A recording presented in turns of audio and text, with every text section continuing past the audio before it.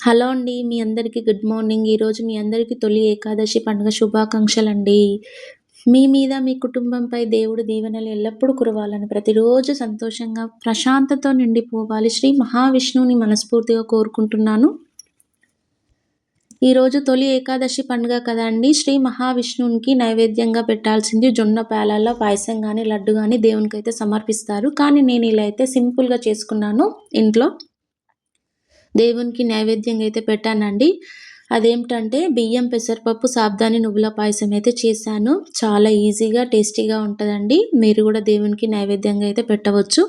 ఈ ప్రాసెస్ ఎలా తయారు చేయాలో చూద్దాం.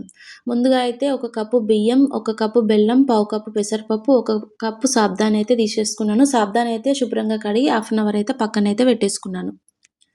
ఇప్పుడైతే స్టవ్ వెలిగించుకొని కడాయి అయితే పెట్టేసుకొని, కడాయి హీట్ అయినాక అందులోకైతే బియ్యం అయితే వేసేసుకొని లైట్ గోల్డెన్ బ్రౌన్ కలర్ వచ్చే వరకు వేయించుకోవాలి. తర్వాత ప్లేట్లోకి అయితే తీసేసుకోవాలి. ఇవన్నీ సిమ్లోనే వేయించుకోవాలి మనం.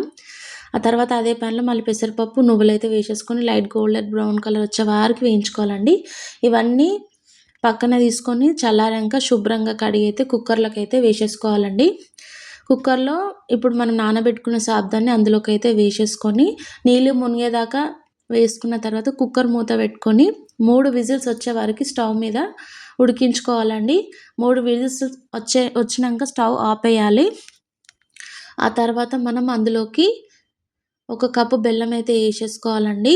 అవి కొంచెం మంచిగా దాంట్లో కరిగినాక మనం అందులోకి యాలకులు, ఇంకా కొన్ని పాలైతే పోసేసుకోవాలండి. నేనైతే ఒక కప్పు పాలైతే పోస్తున్నాను. నేనైతే పచ్చి పాలు పోస్తున్నానండి. కాచి చల్లార్చిన పాలు అయితే కూడా పోయొచ్చు, కానీ నేనైతే పచ్చి పాలు పోస్తున్నాను. అది మీ చాయిస్ అండి. ఫైనల్గా ఏదైతే ఇవన్నీ ఈ మిశ్రమంలో మంచిగా చిక్కగా కావాలండి. చిక్కగా అయినాక మనము మళ్ళీ స్టవ్ వెలిగించుకొని గిన్నె పెట్టుకొని మనము నెయ్యి వేసుకొని డ్రై ఫ్రూట్స్ అయితే నెయ్యిలో అయితే వేయించుకోవాలండి. ఫైనల్గా అయితే మనం దాంట్లో అయితే వేసేసుకోవాలి. ఫైనల్గా అయితే మనం బియ్యం, పెసరపప్పు, సాబ్దాని నువ్వుల పాయసం అయితే రెడీ అయిపోయింది. ఈ రెసిపీ కనుక మీకు నచ్చినట్టయితే మా ఛానల్ని సబ్స్క్రైబ్ చేసుకోండి.